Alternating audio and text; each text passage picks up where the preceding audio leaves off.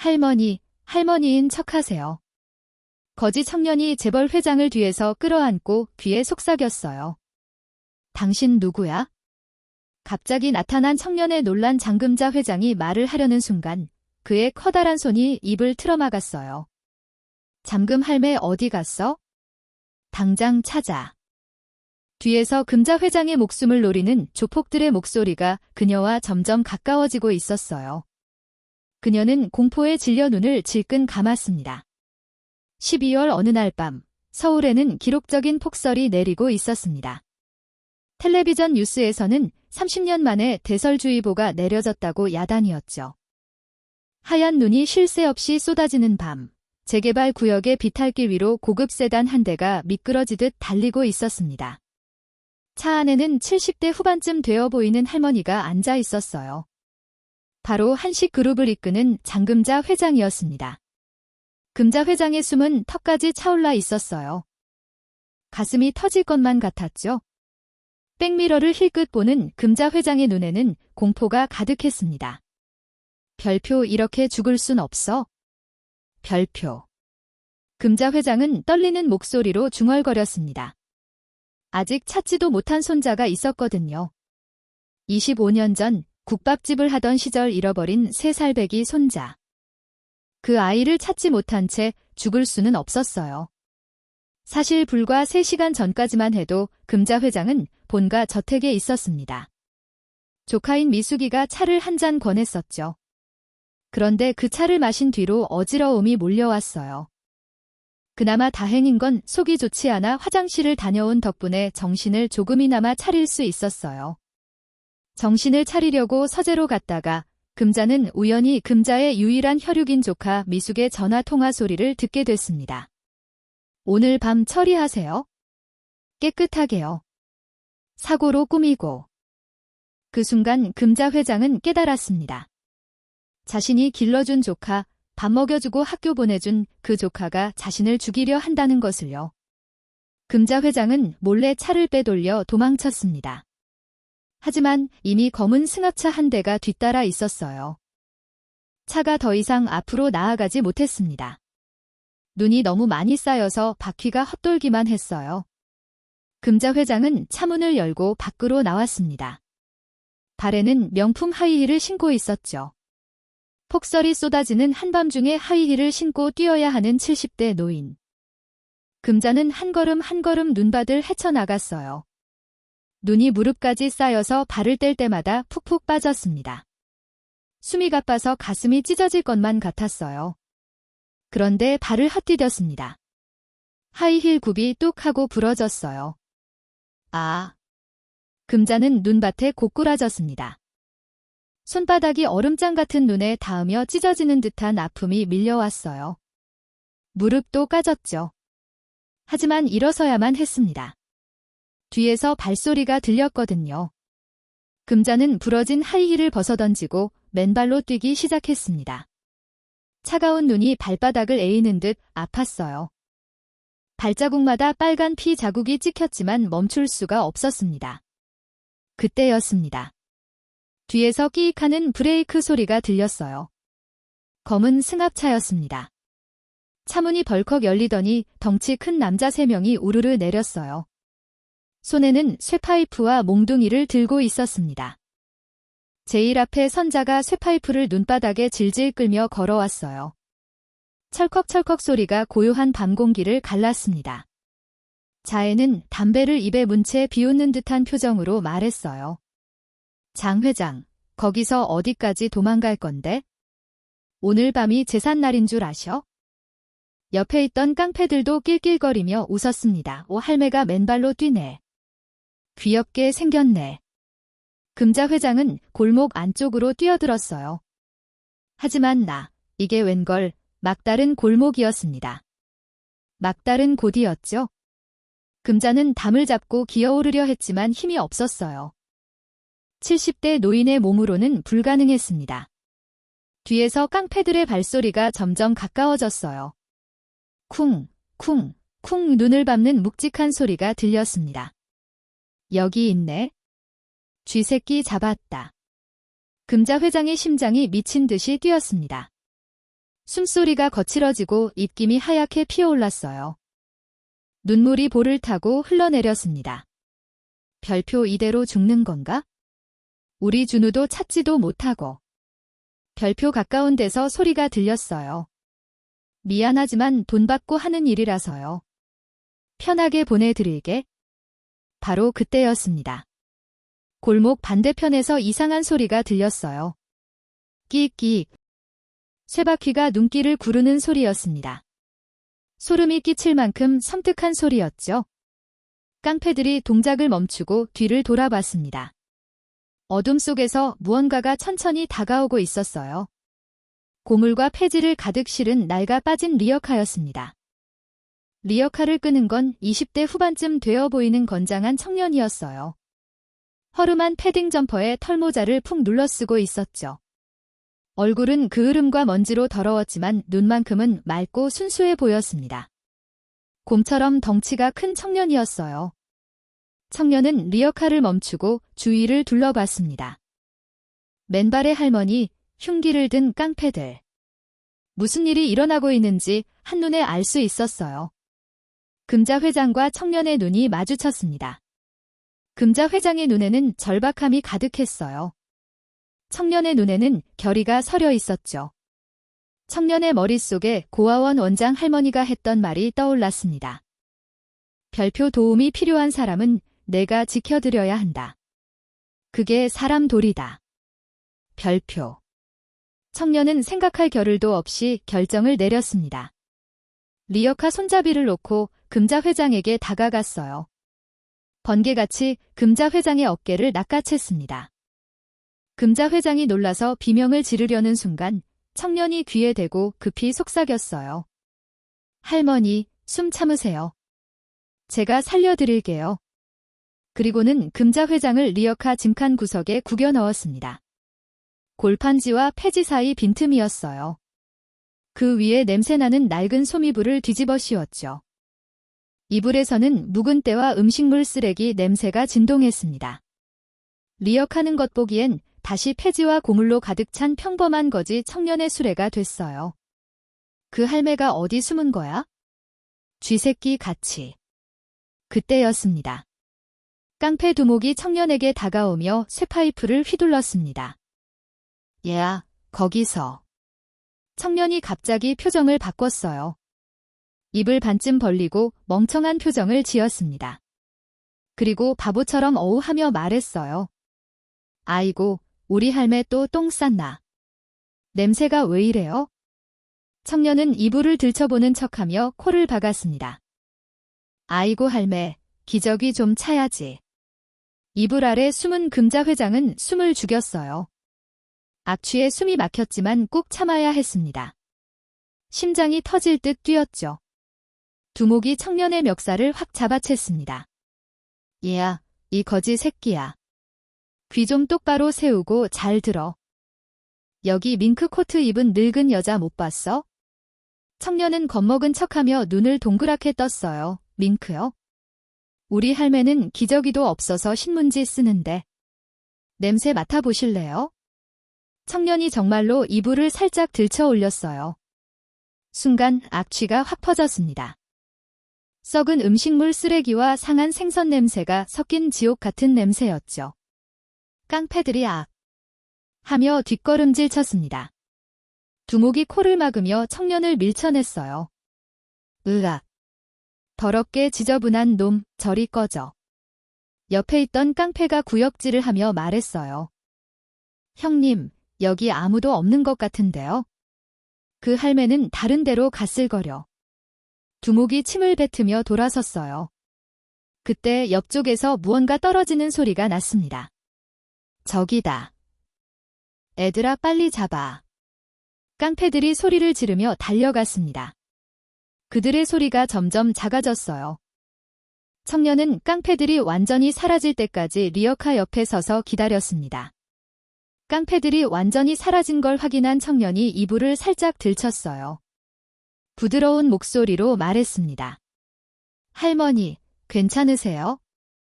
이제 나오셔도 돼요. 안심하세요. 금자 회장이 떨리는 몸으로 이불 밖으로 나왔습니다.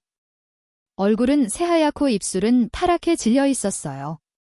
금자 회장의 눈에서 주르륵 눈물이 흘렀습니다. 공포에서 벗어난 안도감이 밀려왔죠. 금자 회장이 떨리는 목소리로 말했어요. 고맙네. 총각, 당신이 아니었으면. 청년이 금자 회장을 일으켜 세우려 했지만 금자 회장의 다리에는 힘이 없었습니다. 청년이 금자 회장의 맨발을 발견했어요. 발바닥은 얼어서 새빨갛고 군데군데 피가 나 있었습니다. 청년이 미간을 찌푸렸어요. 할머니, 발이 얼어붙었어요. 이러다 큰일 나겠는데? 청년은 주위를 둘러봤습니다.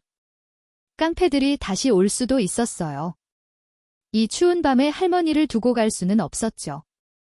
청년이 금자 회장을 보며 말했습니다. 안 되겠어요. 아직 위험할 수 있으니 일단 저랑 같이 가세요. 제 집이 가까워요. 금자 회장이 고개를 끄덕였습니다. 지금은 이 청년을 믿는 수밖에 없었어요. 청년이 금자 회장을 조심스럽게 리어카 위에 앉혔습니다. 소미불을 깔아서 엉덩이가 아프지 않게 배려했어요. 리어카가 다시 끼익끼익 소리를 내며 움직이기 시작했습니다. 폭설은 여전히 내리고 있었어요. 가로등 불빛 아래로 하얀 눈송이들이 춤을 췄습니다. 금자 회장은 리어카를 끄는 청년의 뒷모습을 바라봤어요. 넓은 어깨, 우직한 걸음걸이, 금자 회장의 가슴속에서 알 수 없는 따뜻함이 올라왔습니다. 처음 보는 청년인데 왠지 낯설지 않았어요. 마치 자신의 죽은 아들 같았죠. 별표 이상해. 이 청년의 뒷모습이 왜 이렇게 익숙하지? 마치 우리 아들 같아. 별표. 덜컹거리는 리어카 위에서 금자 회장은 처음으로 안도의 한숨을 내쉬었습니다. 죽을 고비를 넘긴 밤이었어요. 하지만 금자 회장은 아직 몰랐습니다. 자신을 구해준 이 청년이 누구인지, 그리고 이 만남이 어떤 운명으로 이어질지는요. 폭설 속을 가로지르는 리어카. 그 위에 앉은 할머니와 그 리어카를 끄는 청년. 아무도 몰랐던 운명의 소용돌이가 그들을 에워싸고 있었습니다. 리어카가 재개발 구역 꼭대기 언덕 끝에 도착했습니다. 허름한 3층 건물의 옥탑방이었어요. 페인트가 벗겨지고 벽돌이 드러난 낡은 건물이었죠. 계단 난간은 녹슬어서 손을 대면 삐걱거리는 소리가 났습니다. 청년이 금자 회장을 부축해서 계단을 올랐어요. 한 계단 한 계단 오를 때마다 삐걱 소리가 났습니다.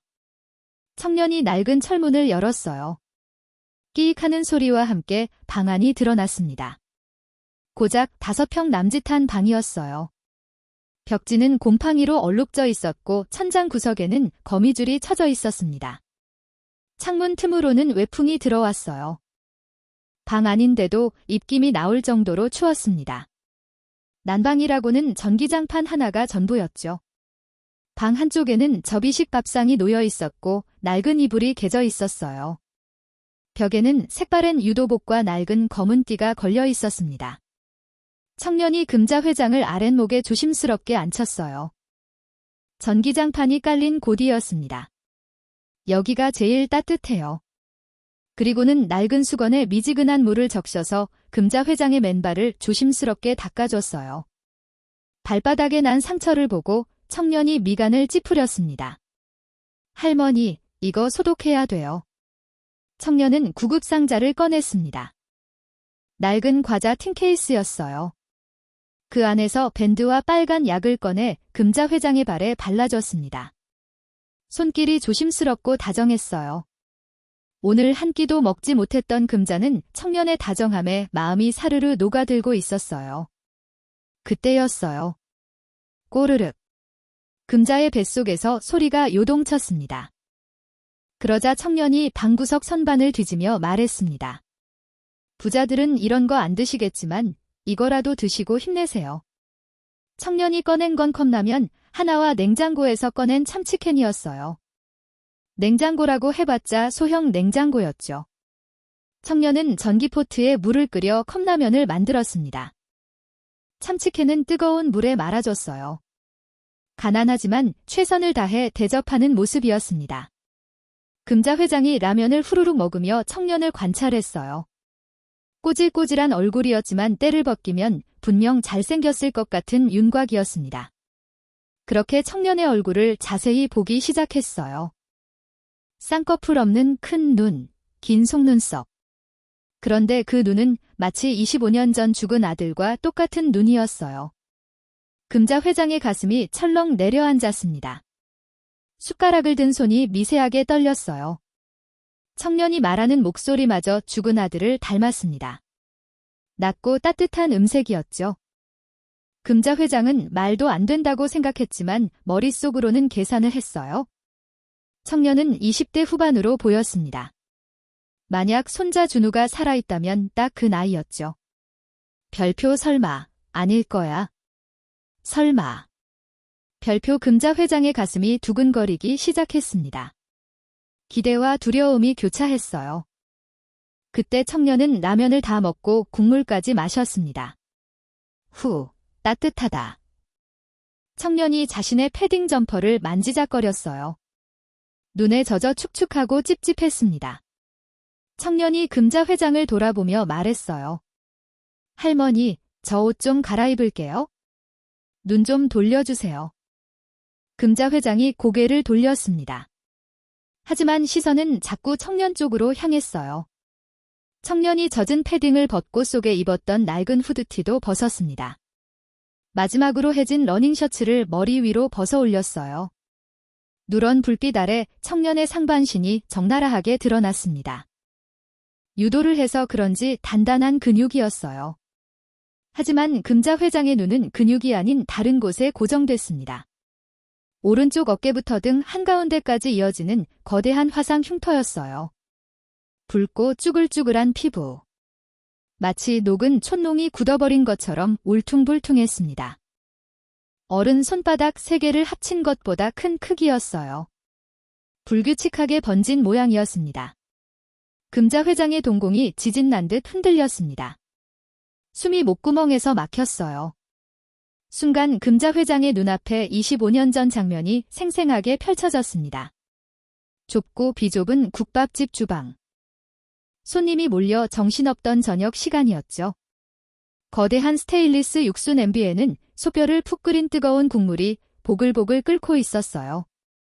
금자 회장이 그 냄비를 옮기다가 바닥에 흘린 기름에 발이 미끄러졌습니다. 아, 비명과 함께 냄비가 공중으로 붕 떠올랐어요. 그 순간 주방 구석에서 놀고 있던 3살배기 준우가 할머니 쪽으로 뛰어왔던 거예요.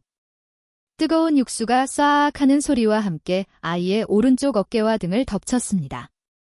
으앙. 할머니 뜨거워. 아파. 아이의 처절한 비명이 주방을 가득 채웠어요.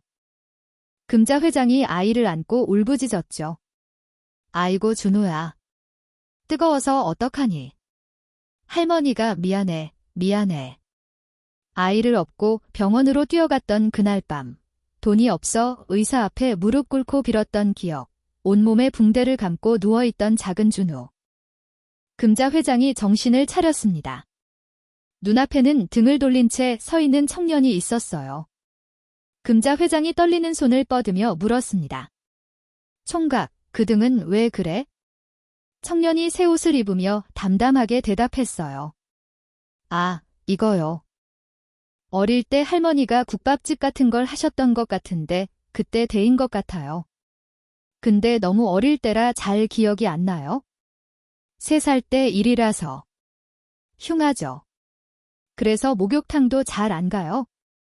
금자 회장이 목소리를 가다듬으며 물었습니다. 총각은 몇 살이야? 올해 28이에요. 금자 회장의 머릿속에서 빠른 계산이 이루어졌습니다. 28년 전, 준우가 태어난 건 29년 전 일이었어요. 화상의 위치는 오른쪽 어깨부터 등 정확히 일치했습니다. 불규칙하게 번진 화상 자국, 육수가 쏟아진 모양 그대로였어요. 나이는 28세. 준우가 지금 살아있다면 딱 그 나이였습니다. 얼굴은 죽은 아들을 빼닮았어요. 쌍꺼풀 없는 큰 눈까지 모든 것이 일치했습니다. 우연이라기엔 너무 많은 것들이 겹쳤어요. 금자 회장의 입술이 파르르 떨렸습니다. 당장이라도 울음이 터져나올 것 같았어요. 입속살이 피가 나도록 깨물며 터져나오는 통곡을 삼켰습니다. 별표 분명히 내 새끼다. 내가 잃어버린 내 손자 준우야. 할머니가 찾았다. 드디어 찾았어. 별표. 눈가에 맺힌 눈물을 주먹으로 훔쳤어요. 청년이 보지 못하게요. 온몸이 후들후들 떨렸습니다. 기쁨인지 슬픔인지 분간이 안 될 정도의 격한 감정이었어요. 25년 동안 쌓인 그리움, 죄책감, 슬픔이 한꺼번에 몰려왔습니다. 청년이 금자 회장의 눈물을 보고 다가왔어요. 할머니, 어디 아프세요? 왜 우세요? 청년이 자신의 옷소매로 금자 회장의 눈물을 닦아줬습니다. 많이 무서우셨어요? 이제 괜찮아요. 금자 회장은 생각했습니다. 별표 내가 나를 위로하고 있구나. 널 잃어버린 할머니를. 별표 금자 회장의 가슴 속에서 죄책감이 솟구쳤어요. 별표 못난 할머니를 용서해라. 내가 너를 지키지 못했어? 내가 죄인이야. 너를 잃어버린 죄인이야? 별표 금자 회장은 속으로 수없이 미안해를 되뇌었습니다. 금자 회장은 당장이라도 청년을 끌어안고 내가 내 할머니야. 라고 외치고 싶었어요. 하지만 머릿속이 차갑게 식었습니다. 오늘 밤 자신을 죽이려 한 조카가 생각났거든요. 만약 지금 신분을 밝히면 어떻게 될까요? 미숙이가 이 아이를 알게 될 거예요. 만약 진짜 손자라면 유산 상속자가 나타났다는 걸 알게 되는 거죠. 그러면 도형이가 위험해집니다. 금자 회장은 선택했습니다.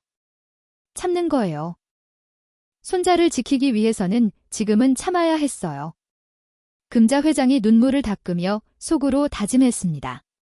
별표 누가 널 이렇게 만들었는지 내가 다 밝혀내마. 내 인생을 망친 놈들 한 놈도 안 남기고 다 응징해주마. 조금만 기다려라. 할머니가 다 준비하고 너한테 돌아올게. 별표. 청년이 금자 회장에게 자신의 이불을 내어줬어요. 본인은 패딩을 덮고 바닥에 누웠습니다. 안 돼, 내가 자거라. 금자 회장이 말했지만 청년은 완강했어요. 할머니는 어르신이잖아요. 저는 젊으니까 괜찮아요. 청년은 금방 깊은 잠에 빠졌습니다. 하루 종일 일용직 노동에 시간이 날 땐 폐지를 줍는 일을 한다고 했어요. 금자 회장은 잠들지 못하고 손자의 잠든 얼굴을 지켜봤어요. 조심스럽게 손을 뻗어 청년의 머리카락을 쓰다듬었습니다. 별표 준우야, 할머니가 왔다. 이제 다 괜찮을 거야? 할머니가 다 해결해 줄게. 별표. 베개를 적시는 조용한 눈물. 25년 만에 찾은 손자 곁에서 흐르는 기쁨과 슬픔의 눈물이었습니다. 창밖으로는 여전히 눈이 내리고 있었어요. 하지만 금자 회장의 가슴 속에는 따뜻한 봄이 찾아오고 있었습니다. 잃어버린 손자를 되찾았다는 기쁨. 하지만 동시에 손자가 이렇게 힘들게 살아왔다는 슬픔도 밀려왔죠. 금자 회장은 다짐했습니다. 손자를 이렇게 만든 사람들을 반드시 찾아내고 손자에게 빼앗긴 모든 것을 되찾아 주겠다고요. 그것이 25년 동안 손자를 지키지 못한 할머니가 할 수 있는 최소한의 일이었으니까요. 밤은 깊어가고 있었습니다. 5평 남짓한 좁은 방 안에서 할머니와 손자가 함께 밤을 보내고 있었어요. 25년 만의 상봉. 하지만 아직 서로를 알아보지 못한 채로요. 다음 날 아침이 밝았습니다. 도형이가 일어나 간단한 아침을 준비했어요. 또 컵라면이었죠. 금자 회장이 방 안을 둘러봤습니다. 벽에 걸린 낡은 유도복과 색바랜 검은 띠가 눈에 들어왔어요. 금자 회장이 자연스럽게 물었습니다. 총각은 몸도 좋은데 왜 이런 데서 살아? 젊은 사람이 할 수 있는 일이 많을 텐데. 도형이의 얼굴에 순간 어두운 그림자가 스쳤습니다. 하지만 금방 웃으며 대답했어요. 저요? 그냥. 사정이 좀 복잡해요. 도형이가 벽에 걸린 유도복띠를 만지작거렸습니다. 마치 연인을 쓰다듬듯 조심스러웠어요. 저 사실 유도 선수였어요. 국가대표 상비군까지 했었죠. 금자 회장의 눈이 커졌습니다. 국가대표? 그런 인재가 왜? 도형이가 서랍에서 낡은 사진 한 장을 꺼냈어요. 어린 도형이가 금메달을 목에 걸고 활짝 웃는 사진이었습니다. 고등학교 때 전국체전 금메달이에요. 그때가 제 인생 최고의 순간이었어요. 도형이의 눈빛이 잠시 빛났습니다. 올림픽 나가는 게 꿈이었어요. 금메달 따서 애국가 듣는 거요? 도형이가 창밖을 바라보며 이야기를 시작했어요. 3년 전이었어요. 고아원 동기이자 제 첫사랑인 혜진이가 병원에서 간호조무사 실습을 할 때였죠. 도형이의 목소리가 조금씩 가라앉았습니다. 혜진이는 저랑 같은 고아원에서 자랐어요. 어릴 때부터 둘이 의지하며 살았죠. 도형이가 주먹을 꽉 쥐었어요. 그날의 기억이 떠오르는 듯 했습니다. 그날 혜진이한테 전화가 왔어요. 울먹이는 목소리로요. 3년 전 그날 대형 종합병원이었습니다. 혜진이가 간호조 무사복을 입고 휴게실에서 쉬고 있었어요. 그런데 병원 이사장의 아들이 들어왔죠. 명품 옷을 걸치고 거만한 표정을 한 청년이었습니다. 바로 최우진이었어요. 우진이 혜진이의 어깨를 만지며 추근거렸습니다. 아가씨, 일 끝나고 나랑 한잔할래? 혜진이가 몸을 피하며 거절했어요. 죄송합니다. 전 약속이 있어요. 하지만 우진은 집요했습니다. 혜진이의 팔을 붙잡았어요. 왜 이래? 내가 너 취직시켜 줄 수도 있는데? 혜진이가 겨우 팔을 뺐고 통화하던 도형이는 그 소리를 듣고 있었습니다. 오빠, 도와줘. 마침 근처에 있던 도형이는 소리를 듣자마자 병원으로 미친 듯이 뛰어갔어요. 휴게실 문을 박차고 들어가니 우진이 혜진이를 벽에 몰아놓고 있었습니다. 이 새끼가. 도형이의 이성이 끊어졌어요. 도형이가 우진의 멱살을 잡고 완벽한 유도 업어치기 한 방을 날렸습니다. 꽝. 우진이 바닥에 떨어졌어요. 으아. 도형이가 혜진이를 감싸 안았습니다. 괜찮아. 다친 데 없어? 하지만 이 일은 거기서 끝나지 않았어요. 우진이 병원에서 전치 6주 진단서를 끊었습니다. 과장되게요. 그리고 우진의 엄마가 등장했죠. 바로 고미숙이었습니다. 미숙이가 병원으로 달려와 도형이를 보고 경멸 어린 눈빛을 보냈어요. 감히 우리 아들을 때려? 미숙이는 판사와 검사에게 돈을 뿌렸습니다. 골프 접대, 현금 봉투. 결국 법정에서 도형이의 정당방위 주장은 묵살됐어요. 검사가 주장했습니다. 운동선수의 손은 흉기입니다. 일반인을 상대로 유도 기술을 사용한 것은 명백한 특수폭행입니다. 판사가 망치를 두드렸어요. 피고인에게 징역 1년을 선고한다. 도형이가 이야기를 이어갔습니다. 대한유도회에서 저를 제명했어요. 전 과자는 국가대표가 될 수 없다고요. 올림픽 출전 자격도 박탈됐죠. 평생 유도 선수로 살 수 없게 됐어요. 도형이의 목소리가 떨렸습니다. 출소 후 여러 곳에 지원했지만 전과자라는 꼬리표 때문에 번번이 탈락했어요. 면접관들의 차가운 시선이 아직도 기억나요. 특수폭행죄요? 위험한 사람은 곤란합니다. 라고 하더라고요. 도형이가 씁쓸하게 웃었어요. 결국 막노동판으로 흘러들어갔어요. 건설 현장, 하역장, 폐지 수거. 지금은 일용직 노동과 폐지를 주어 하루하루 근근히 살아가는 신세죠. 도형이의 이야기가 끝나고 방 안에 무거운 침묵이 흘렀습니다. 금자 회장의 얼굴이 새하얗게 질려 있었어요. 주먹을 부들부들 떨고 있었죠. 도형이가 말했습니다. 우습죠. 사람 하나 지키려다 인생 다 날렸네요. 하지만 도형이의 눈빛은 맑았어요. 그래도 후회 안 해요. 혜진이는 지켰으니까. 그때 금자는 떨리는 목소리로 물었습니다. 그 병원 이사장 아들 이름이 뭐라고? 최우진이요. 왜요? 금자 회장의 머릿속이 하얗게 변했습니다. 최우진, 고미숙의 아들, 자신을 죽이려고 했던 조카의 자식이었습니다. 그때 예전에 금자 회장의 기억 속에 미숙이가 했던 말이 떠올랐어요. 별표구리 우진이가 이번에 깡패 같은 놈한테 맞아서 고생했어요. 정당 방위래요. 말도 안 되죠. 그래서 혼 좀 내줬어요. 별표.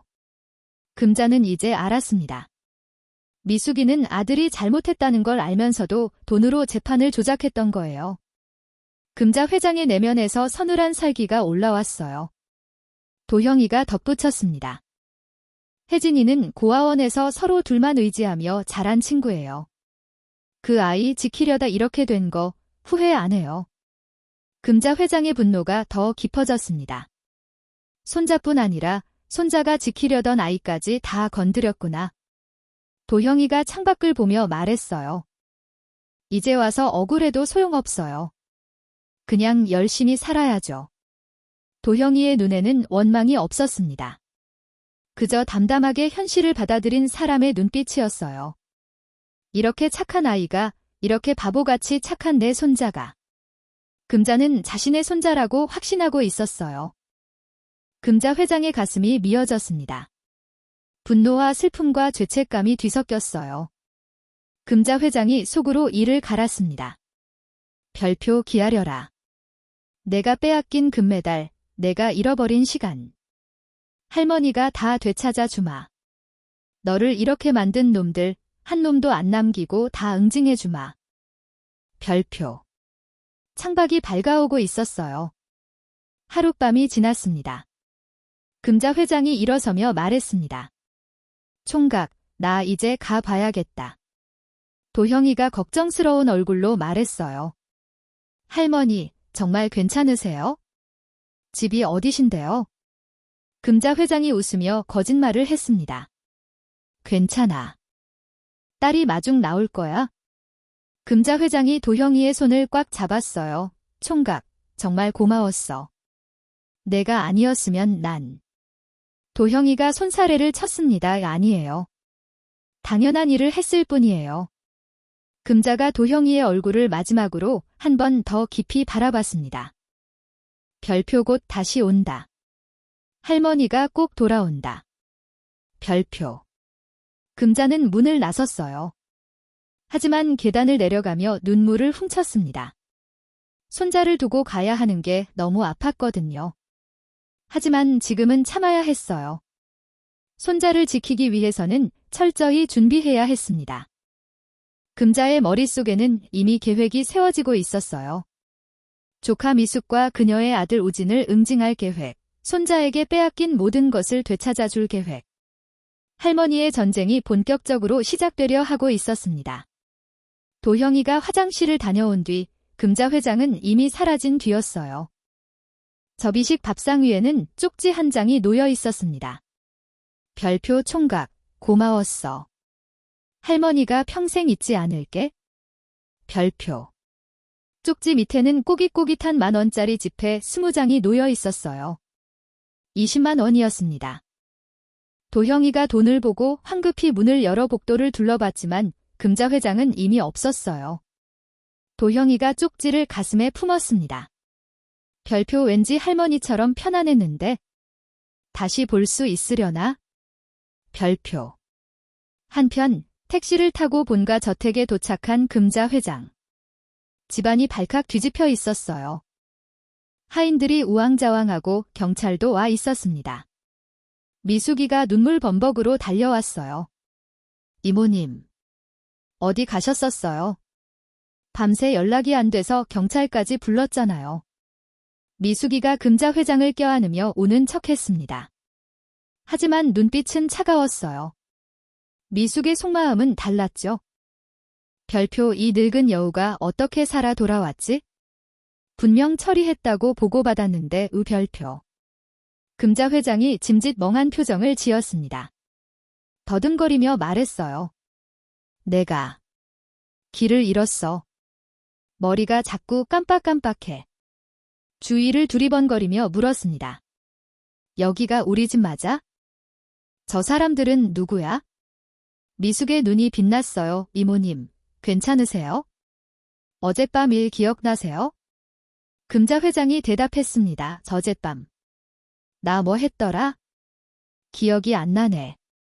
미숙이 속으로 쾌재를 불렀습니다. 별표 드디어 치매가 왔구나. 완벽해. 별표. 금자 회장이 피곤하다며 방으로 들어가 문을 잠갔어요. 문을 잠그자마자 멍한 표정이 사라졌습니다.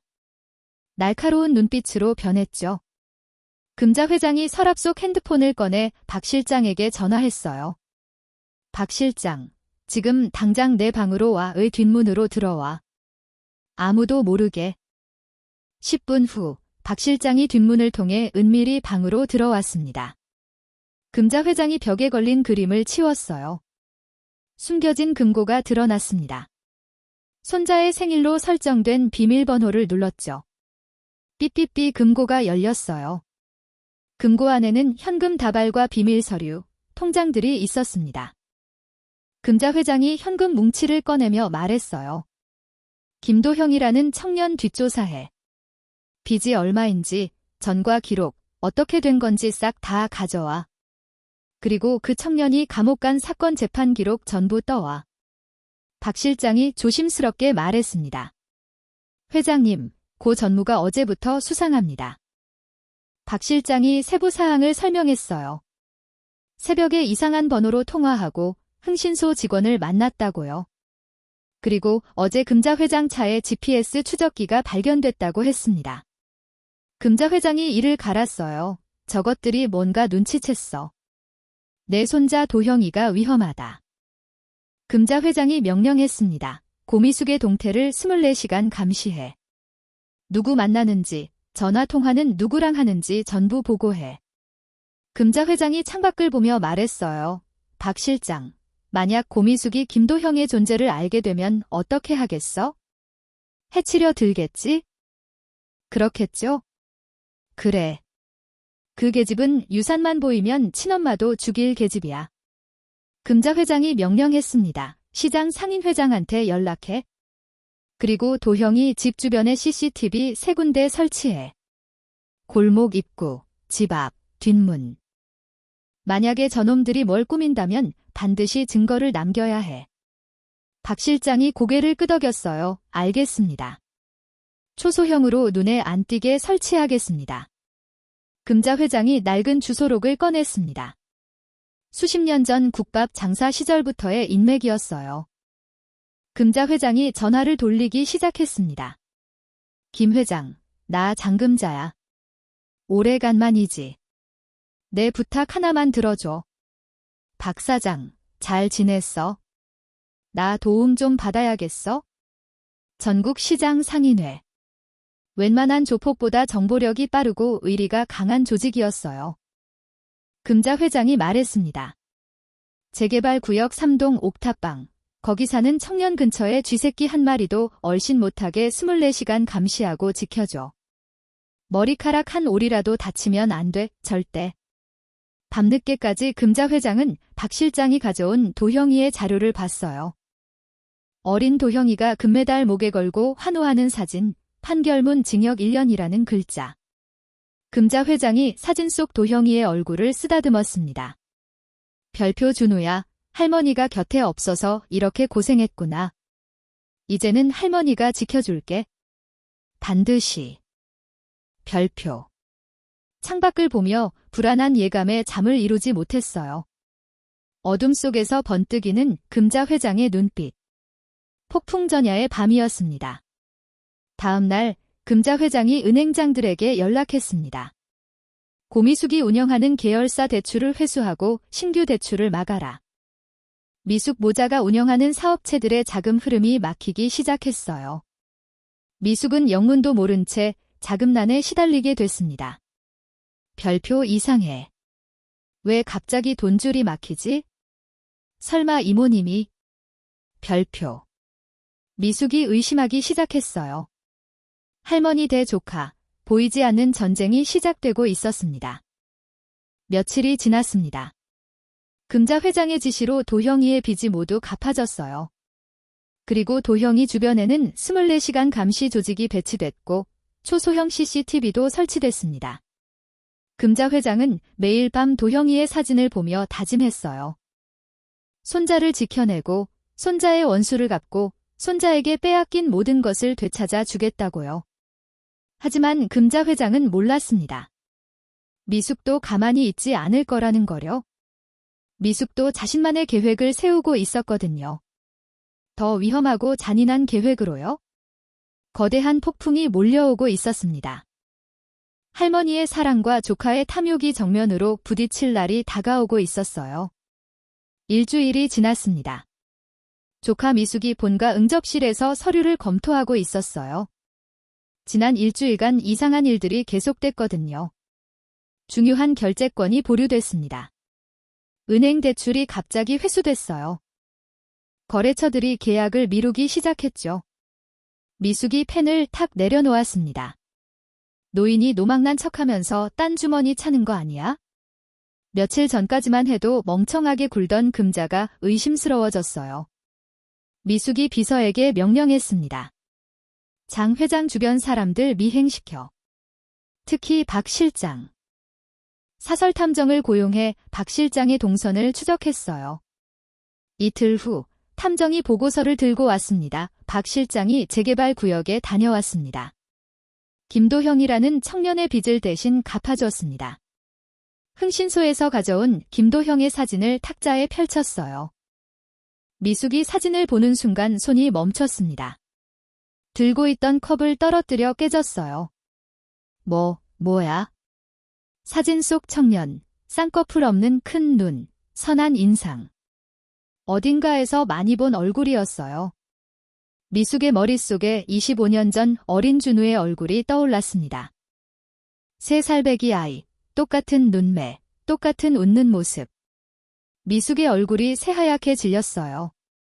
손이 부들부들 떨렸습니다. 미숙이 떨리는 손으로 추가 보고서를 넘겼어요. 김도형, 만 28세, 고아원 출신, 유도 선수 출신, 3년 전 전과.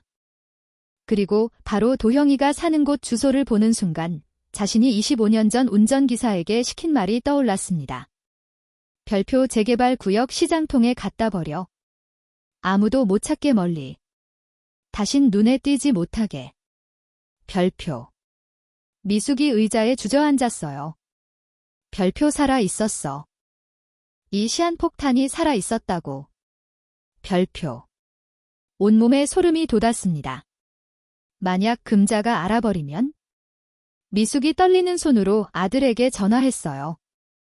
우진아, 당장 집으로 와. 급해. 30분 후, 우진이 스포츠카를 타고 도착했습니다.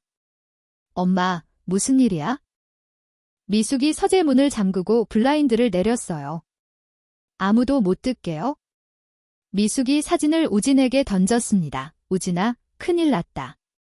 우리 이모 할머니 친손자가 나타났어. 그놈이 돌아오면 유산은 다 그놈 차지야.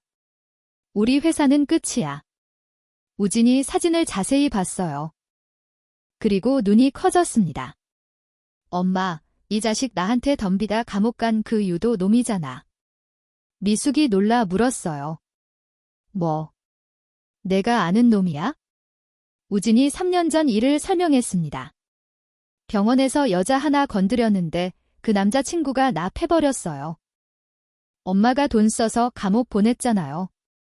그놈이 김도형이었어요. 미숙과 우진, 두 사람 모두 공포에 휩싸였어요. 만약 금자가 도형이가 손자라는 걸 알면 유산 상속 1순위는 도형이, 미숙 모자는 회사에서 쫓겨납니다. 지금까지 누린 부귀영화가 끝나는 거예요. 미숙이 말했습니다. 시간이 없어. 장 회장이 알기 전에 처리해야 해. 우진이 동요했어요. 엄마, 설마 죽이자는 건 아니지? 미숙이 아들을 노려봤습니다. 너 감옥 가고 싶어? 아니면 우리 거지 되는 꼴 보고 싶어? 미숙이 차갑게 계산하기 시작했어요. 걱정할 필요가 없었습니다. 재개발 구역이라 사람도 거의 남아있지 않았고 불이라면 경찰도 그냥 실화 사고로 처리하겠죠.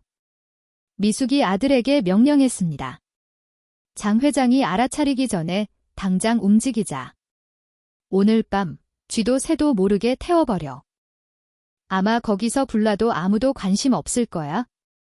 이건 우리 둘만 알아야 해. 절대 입 밖에 내지 마. 알겠지?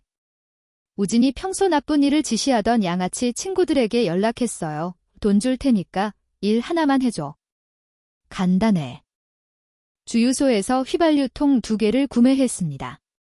그리고 우진이 주머니에서 평소 애용하던 은재 라이터를 꺼냈어요. 우진의 이니셜이 새겨진 고급품이었습니다. WJ 최. 누군가가 자신을 해치려 한다는 사실도 모른 채 도형이는 폐지를 다 팔고 집으로 돌아왔어요. 얼마 전 자신이 구해준 할머니를 만난 뒤부터 혼자가 아니라는 생각에 마음이 편해진 도형이었어요. 밤이 깊어갔어요. 자정을 넘어 새벽 1시, 2시.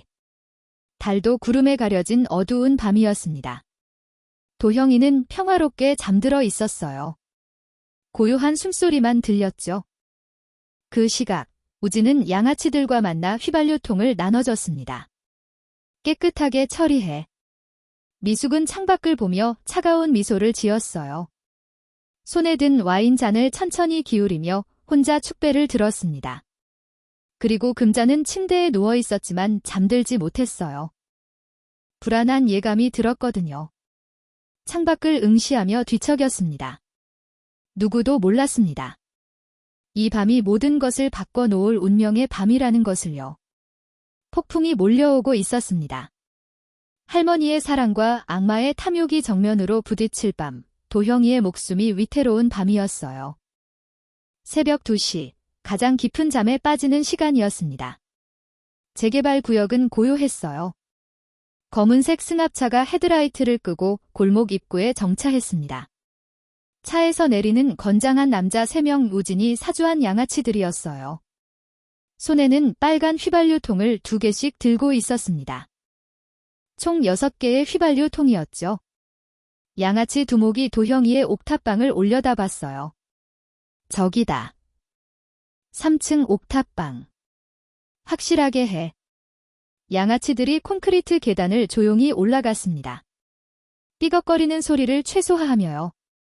도형이의 낡은 철문 앞에 도착했어요. 안에서는 평화로운 숨소리만 들렸습니다. 휘발유통 뚜껑을 천천히 돌려 열었어요. 쉬이 휘발유 냄새가 확 퍼졌습니다. 문틈 아래로 휘발유를 콸콸 부었어요. 철문 주변, 계단, 벽면에도 흠뻑 뿌렸죠. 계단을 내려가며 난간과 벽에 휘발유를 뿌렸습니다. 1층 출입구까지 휘발유 흔적이 이어졌어요. 위아래 모두 휘발유 투성이었습니다. 탈출구가 없었죠.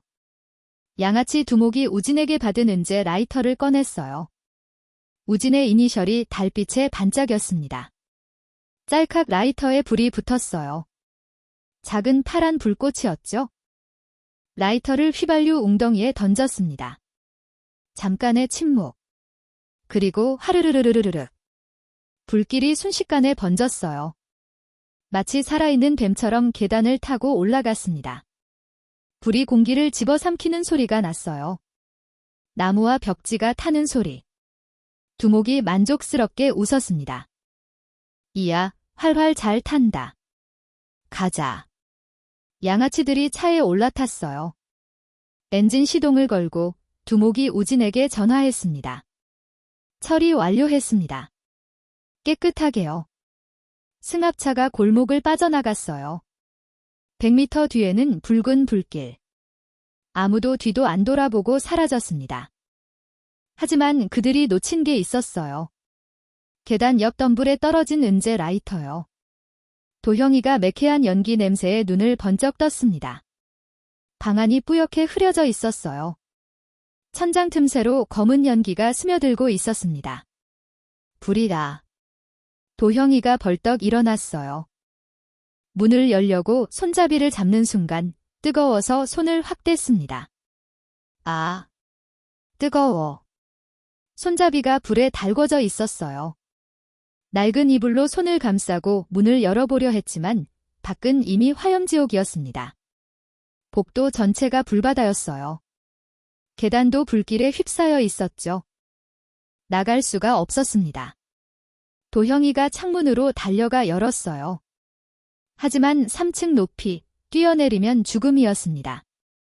도형이가 창밖으로 고개를 내밀고 소리쳤어요. 불이다. 살려주세요. 사람 살려요. 하지만 재개발 구역 주변에 사람이 없었어요. 아무도 대답이 없었습니다. 방 안으로 연기가 점점 더 짙어졌어요. 콜록, 콜록. 숨을 쉴 수가 없었습니다. 도형이의 눈에서 눈물이 흘렀어요. 연기 때문인지 절망 때문인지 알 수 없었죠. 별표 혜진아, 미안해. 같이 행복하자던 약속 지키지 못할 것 같아. 별표. 그때였습니다. 건물 밖에 잠복해 있던 시장 상인회 청년들이 불길을 발견했어요. 상인회 청년이 금자에게 급히 전화했습니다. 회장님. 감시하라던 도형이 청년 집에 불이 났습니다. 침대에 누워있던 금자가 벌떡 일어났어요. 얼굴이 새하얗게 변했습니다. 뭐? 당장 무슨 수를 써서라도 구해내. 상인의 청년들이 서로 눈빛을 교환했어요. 청년 3명이 근처 공터에서 무로스를 찾아 몸을 적셨습니다. 건물 1층에서 찾은 낡은 이불을 물에 흠뻑 적셔 머리부터 뒤집어 썼어요. 가자. 3명이 동시에 불길 속으로 뛰어들었습니다. 뜨거운 열기가 피부를 에웠어요. 연기가 폐를 찔렀죠. 하지만 멈추지 않았습니다. 불타는 계단을 뛰어 올라갔어요. 발밑에서 타닥타닥 나무가 부서지는 소리가 났습니다. 겨우 3층에 도착했어요. 문을 발로 걷어찼습니다. 쾅. 방 안에 쓰러져 있는 도형이 연기에 질식해 의식을 잃은 상태였어요. 청년 하나가 도형이의 맥박을 짚었습니다. 아직 살아있어. 가장 덩치 큰 청년이 도형이를 업었어요. 도형이의 무게에 비틀거렸지만 이를 악물고 버텼습니다. 앞문은 불길에 막혔으니 뒷문으로 가야 했어요. 부엌 쪽 작은 창문이었습니다. 창문을 부쉈어요. 유리가 우르르 쏟아졌습니다. 창문 밖, 녹슨 비상계단. 위태로웠지만 유일한 탈출로였어요. 도형이를 업은 청년이 비상계단을 내려갔습니다. 계단이 띠걱거리며 흔들렸어요. 계단 하나가 부러지며 청년이 휘청했습니다. 으악. 하지만 난간을 잡고 버텼어요. 간신히 1층 지상에 도착했습니다. 도형이를 잔디밭에 조심스럽게 눕혔어요. 청년 하나가 도형이의 가슴을 압박했습니다. 하나, 둘, 셋. 인공호흡을 시도했어요. 도형이의 입에서 검은 연기가 나왔습니다. 커업, 커업, 기침. 하지만 의식은 없었어요. 맥박은 미약하게 뛰었지만 언제 끊어질지 몰랐습니다. 전화를 받자마자 금자는 차를 타고 현장으로 질주했습니다. 비서가 운전했지만 금자가 다그쳤어요. 빨리. 더 빨리. 금자의 머릿속에는 한 가지 생각뿐이었어요. 별표 안 돼. 내 새끼. 내 새끼가 저기 있어. 별표. 신호등을 무시하고 질주했습니다. 경적을 울려대며 차들을 비키게 했어요. 현장에 도착했습니다. 차가 완전히 서기도 전에 금자가 문을 박차고 뛰어내렸어요. 슬리퍼도 벗겨진 채 맨발로 잔디밭을 달려갔습니다. 금자가 쓰러진 도형이 옆에 무릎을 꿇었어요. 도형이의 그을린 얼굴, 새까만 입술, 가쁘게 끊어지는 숨소리. 금자가 도형이의 상체를 안아 올렸습니다. 도형아. 도형아. 도형이의 얼굴에 금자의 눈물이 떨어졌어요. 상인의 사람들이 도형이를 금자의 차 뒷좌석에 조심스럽게 눕혔습니다. 금자가 비서에게 명령했어요. VIP 병원으로. 응급실 아니고 특별 병동으로 직행. 일반 응급실 가면 경찰 조사가 들어와. 신원이 노출되고 미숙이가 알게 돼. 금자가 비서실장에게 전화했습니다. 도형이 구한 건 비밀로 해라. 그놈들은 도형이가 타 죽은 줄 알아야 해. 그래야 방심한다. 멀리서 소방차 사이렌 소리가 들렸어요. 빨간 불빛이 점점 가까워졌습니다. 금자의 차가 현장을 빠져나갔어요. 뒷좌석에는 의식 없는 도형이가 누워 있었죠. 상인회 청년들은 지나가다 불을 발견했다고 증언하기로 했습니다. 1시간 후 소방관들이 불을 껐어요. 건물은 거의 반쯤 무너졌습니다. 상인회장이 소방관들 틈에서 현장을 조심스럽게 수색했어요. 상인회장이 금자에게 전화했습니다. 회장님, 현장 정리 완료했습니다. 병원으로 가는 차 안의 금자가 도형이의 그을린 손을 잡고 있었어요. 금자의 머릿속에는 한 가지 생각뿐이었습니다. 별표, 이건 우연이 아니야. 미숙, 내 놈이 한 짓이지. 별표, 가슴속에서 타오르는 분노. 하지만 겉으로는 차분했어요. 금자가 도형이를 내려다보며 속삭였습니다. 도형아, 할머니가 반드시 진실을 밝혀낼 거다. 내 인생을 망친 놈들 가만 안 둔다. 창밖으로 해가 떠오르고 있었어요. 금자의 분노는 이제 걷잡을 수 없이 커지고 있었습니다. 사이렌을 울리는 구급차가 아니었습니다. 삐뽀삐뽀 귀를 찢는 소리가 밤하늘에 울려 퍼졌어요. 산소 호흡기를 단 도형이가 들것에 누워 있었습니다. 얼굴은 그을음으로 새까맣고 숨소리는 가늘게 끊어질 듯 했어요. 계측기에 표시되는 숫자가 위태롭게 오르내렸습니다. 금자가 도형이 옆에 앉아 떨리는 손으로 도형이의 손을 꽉 쥐었어요. 도형아, 눈 떠, 할머니가 여기 있어. 제발 눈 좀 떠봐. 금자의 목소리가 떨렸습니다. 팔과 목 부분에는 붉게 물집이 잡힌 화상 자국들이 보였어요. 금자가 도형이의 맥을 짚어봤습니다. 미약하게 뛰었지만 불규칙했어요. 금자의 눈에 공포가 서렸습니다. 별표, 이 아이가 정말 죽을 수도 있구나. 별표. 금자가 도형이의 화상 흉터가 보이는 팔을 쓰다듬었습니다. 참았던 눈물이 주르륵 흘렀어요. 미안해. 할머니가 널 2번이나 불로 다치게 했구나. 첫 번째는 실수였지만 이번엔 지켜주지 못한 죄야. 금자가 도형이의 손을 더 세게 쥐었어요. 놓으면 정말 떠나버릴 것만 같았거든요.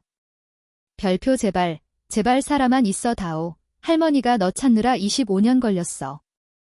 이렇게 보내면 안 돼, 이 별표. 병원에 도착했습니다. 구급차가 VIP 병동 응급실 앞에 멈췄어요.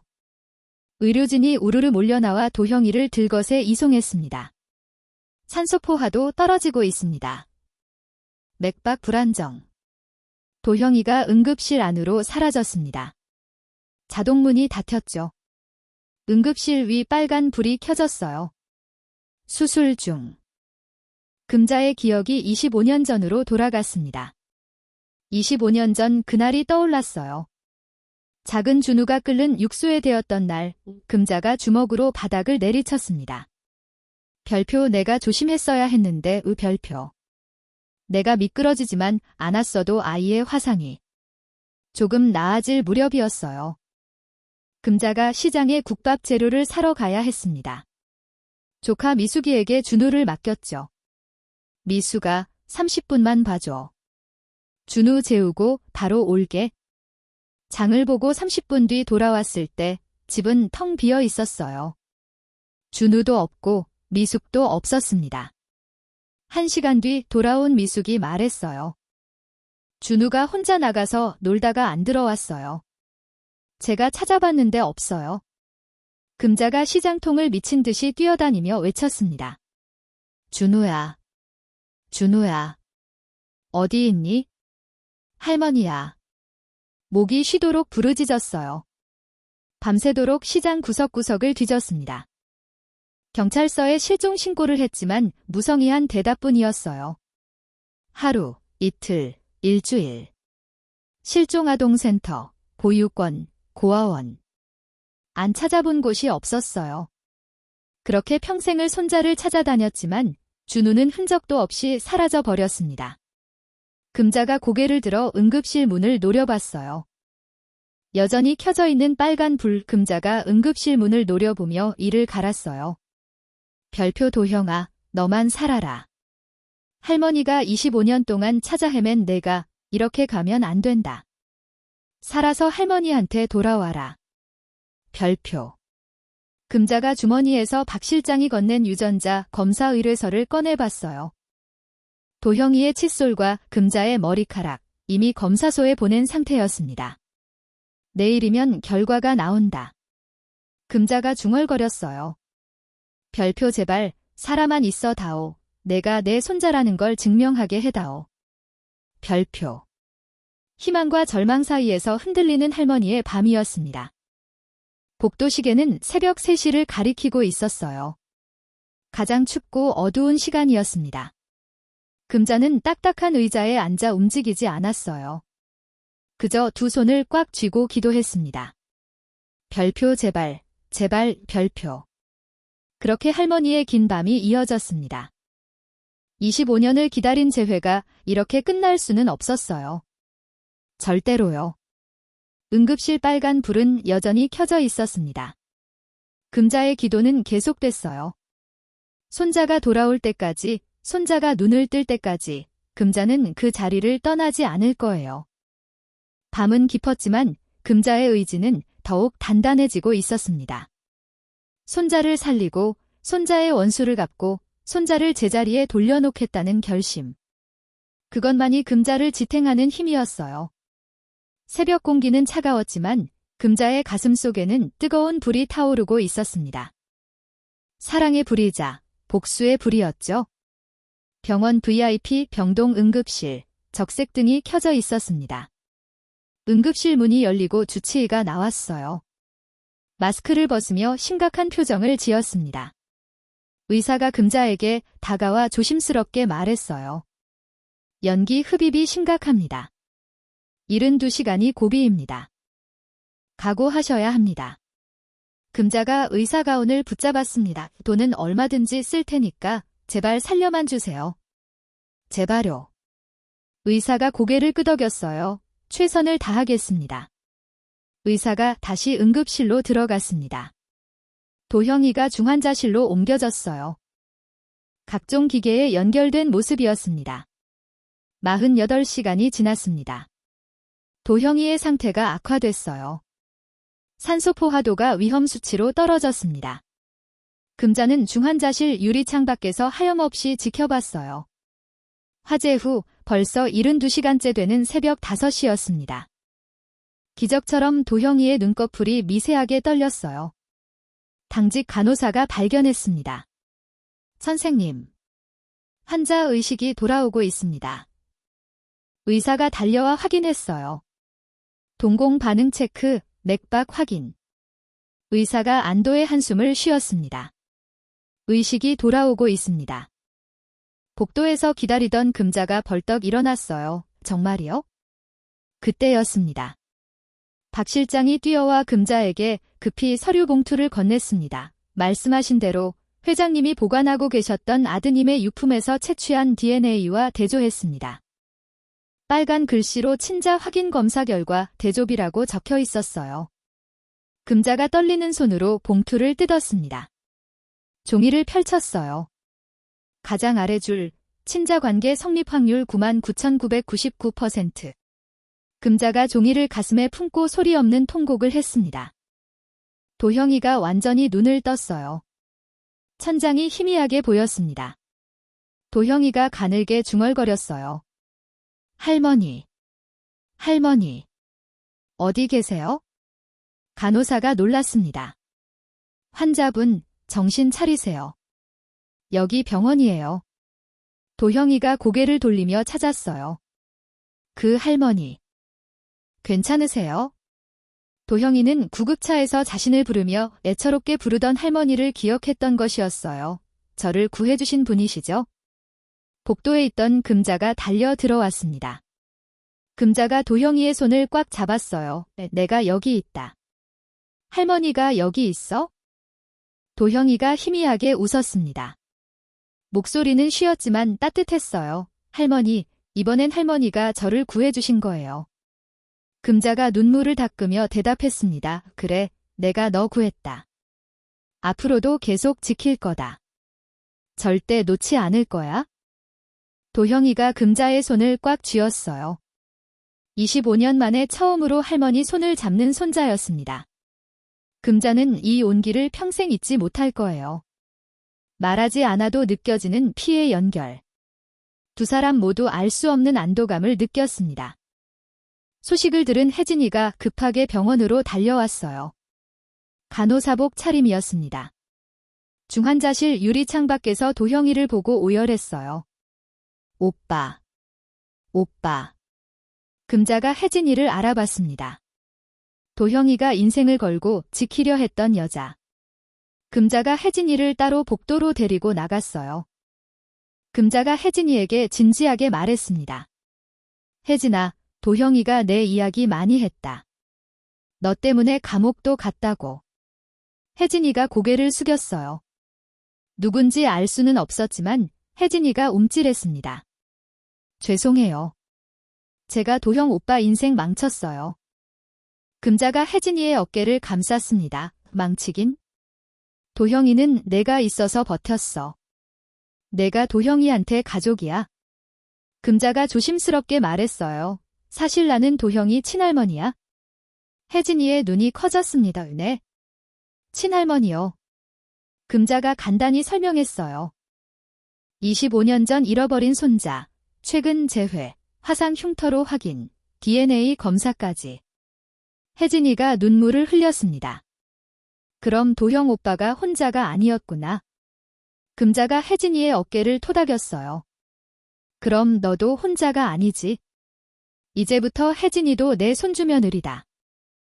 도형이가 깨어나면 우리 셋이서 가족하자.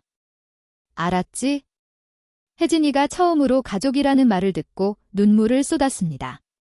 고아원에서 자란 혜진이에게도 할머니가 생긴 순간이었어요. 두 사람이 복도에서 껴안고 울었습니다. 금자가 혜진이의 어깨를 잡고 눈을 맞췄어요. 하루가 지났습니다. 도형이가 의식을 되찾은 지 하루 뒤였어요. 금자가 VIP 병동 주치의를 따로 호출했습니다. 비밀 상담실, 박 실장만 배석했어요. 금자가 의사에게 봉투를 건네며 말했습니다. 원장님, 내 부탁 하나만 들어주시오. 오늘 분명히 조카 고미숙이 문병 올 겁니다. 의사가 고개를 끄덕였어요. 무슨 말씀을 하면 될까요?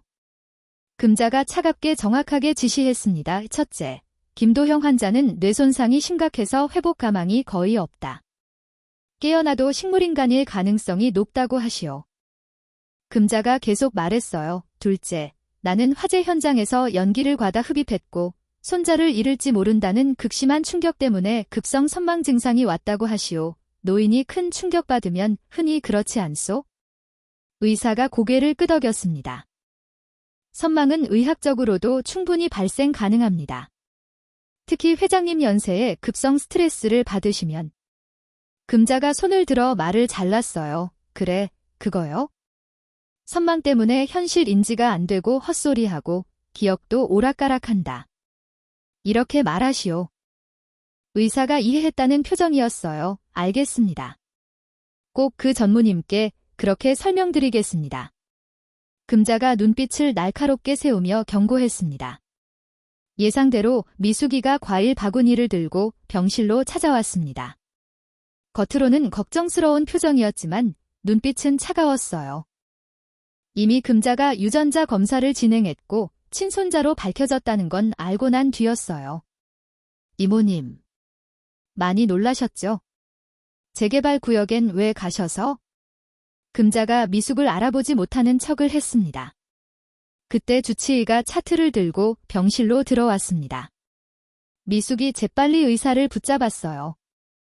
원장님, 저 환자 상태가 어때요? 미숙이 도형이를 가리켰습니다. 의사가 심각한 표정으로 차트를 보며 말했어요. 김도형 환자분은 연기 흡입으로 인한 뇌손상 증상이 상당히 심각합니다. 지금은 의식이 돌아왔지만 뇌손상 정도를 보면 회복 가능성이 매우 낮습니다. 미숙이 눈을 반짝이며 물었어요. 그럼 어떻게 되는 건데요? 의사가 한숨을 쉬었습니다. 최악의 경우 며칠 내로 다시 혼수 상태에 빠질 수 있고 깨어나도 식물인간 상태로 평생 살아야 할 겁니다. 미숙이 금자를 돌아보며 물었어요. 그럼 우리 이모님은요? 의사가 더욱 심각한 표정을 지었습니다. 장 회장님은 화재 현장에서 연기를 과다 흡입하셨습니다. 폐 기능도 문제지만 더 큰 문제는 정신적 충격입니다. 미숙이 물었어요. 정신적 충격이요? 의사가 설명했습니다. 손자분을 잃을지 모른다는 극심한 스트레스 때문에 급성 선망 증상이 나타났습니다. 노인분들은 이런 충격을 받으면 뇌기능이 일시적으로 마비되는 경우가 많거든요. 미숙이 물었어요. 선망이요. 그게 뭔데요? 의사가 설명을 이어갔어요. 현실과 환상을 구별 못하시고 헛소리를 하시며 기억이 오락가락합니다. 심하면 가족도 못 알아보고 어제 일도 기억 못하시죠. 회장님 연세가 연세인 만큼 이 상태가 고착화되면 치매로 이어질 가능성도 높습니다. 미숙이 겉으로는 놀란 척했어요. 어머, 큰일이네. 이모님이 그렇게까지. 하지만 속으로는 환호했습니다. 별표 저거지 새끼는 식물인간, 이모는 선망으로 노망. 완벽해. 이제 회사는 내 거야. 별표. 금자가 일부러 정신없는 연기를 과장했어요. 들고 있던 물컵을 떨어뜨렸습니다. 짤랑 깨지는 소리. 허공을 바라보며 중얼거렸죠. 여기가 어디야? 내가 국밥집에서 국 끓이고 있었는데. 준우야. 준우야 어디 갔어? 국 끓이기 전에 먹어야지. 25년 전 기억을 중얼거리는 모습이었어요.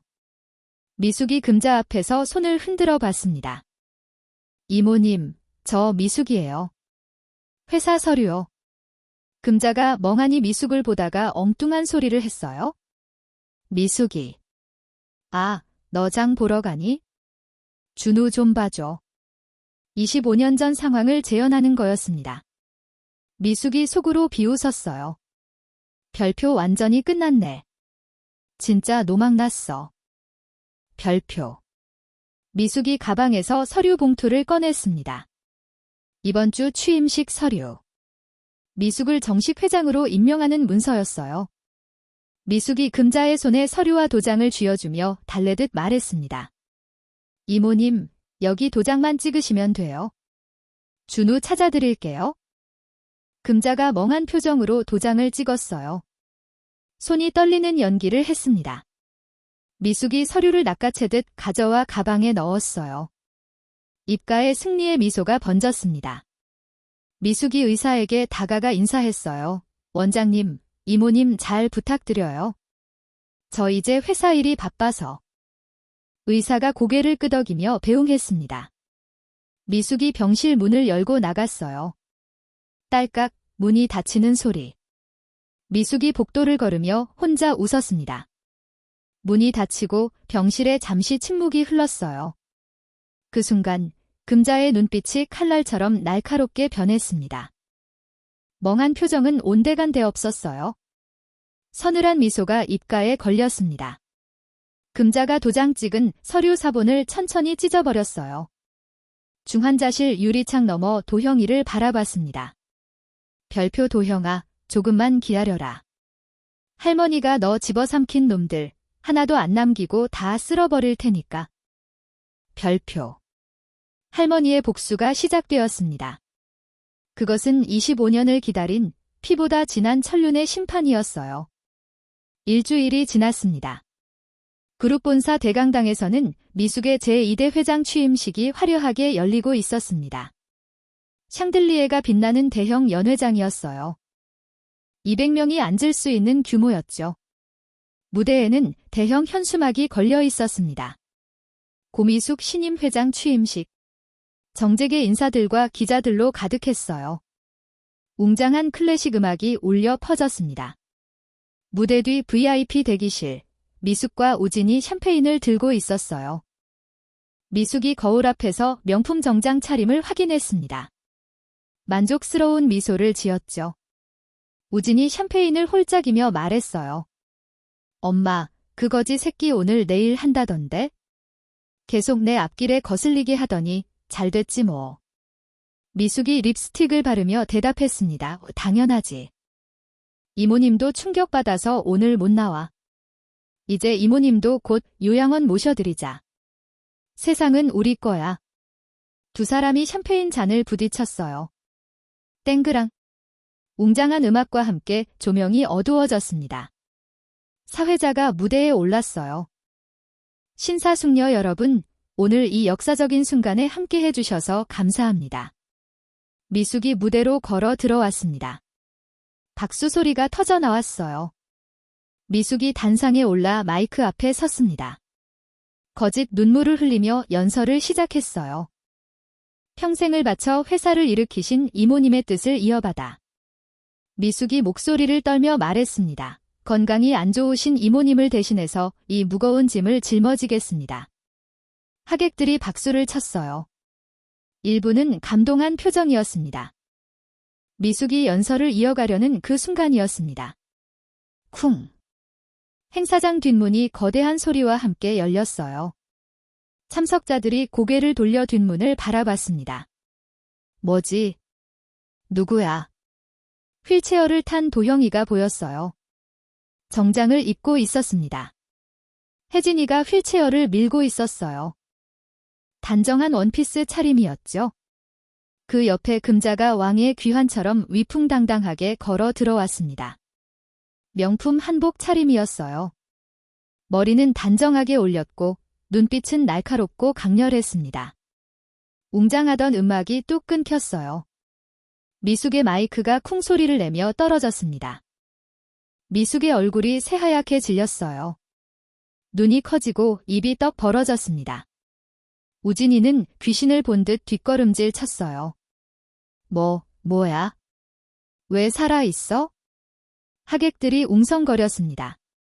기자들이 카메라를 들어 플래시를 터뜨리기 시작했어요.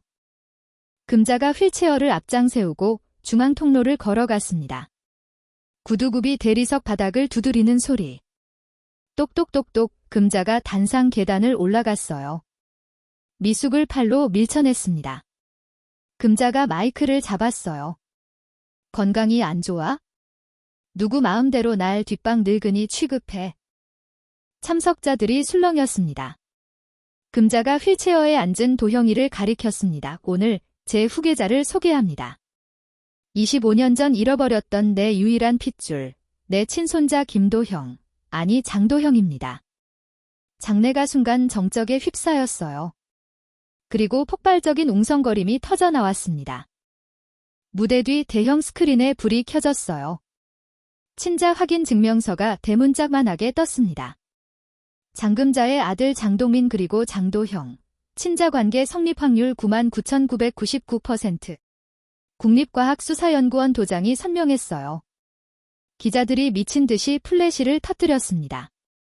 찰칵, 찰칵, 찰칵. 회장님, 25년 전 실종된 손자를 찾으셨다는 말씀입니까? 손자분은 어떻게 찾으셨습니까? 고미숙 전무와의 관계는 어떻게 되는 겁니까? 참석자들도 웅성거렸습니다. 세상에, 친손자라고.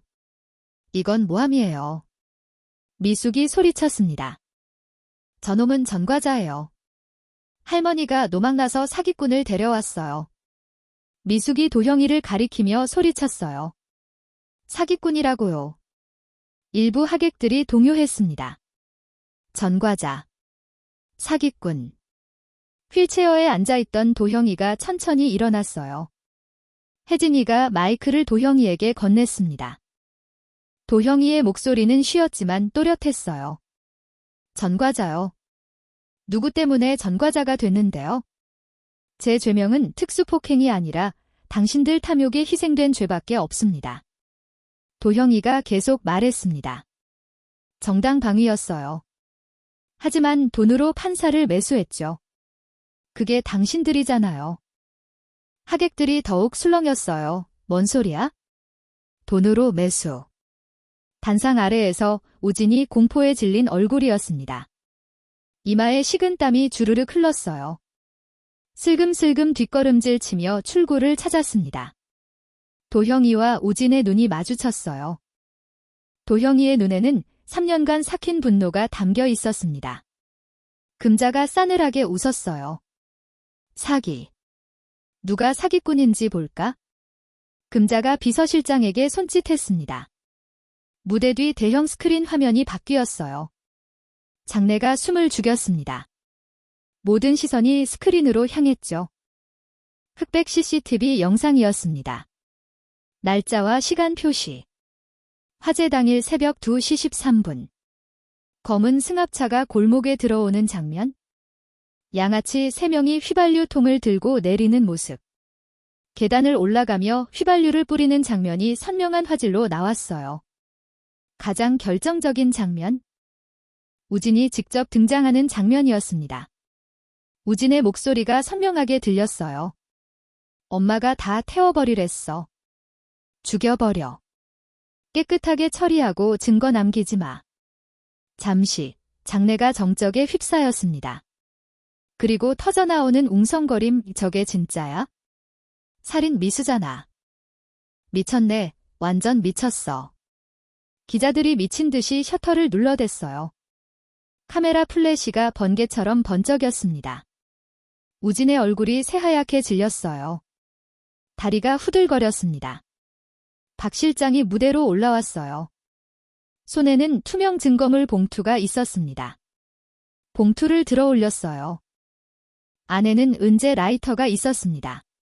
금자가 마이크에 대고 설명했어요. 화재 현장에서 발견된 라이터입니다. 주변 인기척에 놀라 떨어뜨렸던 거죠. 우진의 이니셜이 새겨져 있던 라이터였죠. 스크린에 라이터 클로즈업이 떴습니다. 이니셜이 선명하게 보였어요. 지문 감식 결과 최우진 씨와 100% 일치합니다. 우진이 주머니를 더듬거렸어요. 라이터가 없음을 확인하고 경악했습니다. 스크린이 다시 바뀌었습니다. 스피커에서 25년 전 녹음된 음성이 흘러나왔어요. 미숙의 목소리였습니다. 별표래를 어디 멀리 갖다 버려. 시장통으로 절대 돌아올 수 없게. 입 닥치면 돈 줄게. 이 일은 아무한테도 말하면 안 돼. 이 별표. 화면에 미숙의 은행 거래 내역이 떴습니다. 25년 전 현금 500만 원 인출. 중년 남자의 증언 영상이었습니다. 자막이 떴죠. 남자가 고개를 숙이며 떨리는 목소리로 말했습니다. 고 전무님이 아이를 시장에 버리라고 시켰습니다. 벌써 25년 전 일입니다. 그때 그 아이가 3살이었어요. 죄송합니다. 평생 죄책감에 시달렸습니다. 남자가 계속 말했어요. 고 전무님이 현금 봉투를 주시면서 멀리 갖다 버리고 아무 말하지 말라고 하셨습니다. 그 돈이 500만 원이었습니다. 해야 한다면 저도 죗값을 받겠습니다. 죄송합니다. 폭발적 반응이 터져 나왔습니다. 아이를 조카가 버렸다고? 패륜이야, 패륜. 좌석에 앉은 사람들이 일어서서 소리쳤어요. 패륜 아들. 살인마들. 물러나라. 감옥에 보내. 미숙이 무대 위에서 휘청거렸습니다. 다리에 힘이 풀렸어요. 행사장 문이 벌컥 열렸습니다. 제복 입은 경찰관들이 우르르 들어왔어요. 10명쯤 됐습니다. 경찰반장이 앞으로 나서며 수갑을 꺼냈어요. 고미숙, 최우진 씨. 살인 미수 및 존속 유기 혐의로 긴급 체포합니다. 묵비권을 행사할 수 있으며 변호인을 선임할 권리가 있습니다. 우진이 겁에 질려 뒤돌아 도망치려 했어요. 단상 계단을 뛰어내려 출구를 향해 전력 질주했습니다. 하객들이 비켜서며 길을 만들어줬어요. 누구도 막지 않았습니다. 출구까지 10m. 우진이 숨을 헐떡이며 달렸어요. 휠체어에 앉아있던 도형이가 벌떡 일어났습니다. 아픈 몸을 이끌고 우진을 향해 달려갔어요. 우진의 뒷덜미를 잡았습니다. 으악. 우진이 비명을 질렀어요. 도형이가 우진의 팔을 잡아 돌렸습니다. 완벽한 유도 자세였어요. 도형이가 우진을 공중으로 들어올려 대리석 바닥에 내리꽂았습니다. 꽝. 엄청난 괴성이 났어요. 우진이 바닥에 처박혔습니다. 으악. 우진이 정신을 잃고 쓰러졌어요. 도형이가 쓰러진 우진을 내려다보며 숨을 헐떡였습니다. 이건 내가 짓밟은 내 꿈이다. 그리고 이건 우리 할머니 눈물값이다. 잠시 침묵이 흘렀어요. 그리고 터져나오는 박수 소리. 하객들이 일어서서 박수를 쳤습니다. 일부는 환호했어요. 혜진이가 달려와 도형이를 부축했습니다. 오빠. 경찰이 단상 위 미숙에게 다가갔어요. 찰칵 미숙의 손에 수갑이 채워졌습니다. 바닥에 쓰러진 우진에게도 수갑이 채워졌어요. 의식을 잃은 채로요. 두 사람이 경찰에 이끌려 퇴장했습니다. 기자들의 카메라 플래시가 두 사람을 따라갔어요. 끌려가던 미숙이 금자에게 매달렸습니다. 이모님, 제가 잘못했어요. 한 번만 봐주세요. 제발요. 진짜 눈물을 흘리며 빌었어요. 이모님, 제발요. 제발. 금자의 얼굴에는 어떤 감정도 없었습니다. 차가운 얼음 같았어요. 금자가 옷자락을 뿌리치며 한 걸음 물러났습니다. 이모. 누가 내 이모냐? 넌 내 핏줄 건드린 순간부터 남보다 못한 짐승이다. 감옥에서 평생 죗값 치르며 썩어라. 금자가 마지막 한마디를 덧붙였어요. 다시는 내 앞에 나타나지 마라. 경찰이 미숙을 강제로 끌고 갔습니다. 경찰차 문이 쾅 닫히는 소리. 미숙과 우진이 실려갔어요.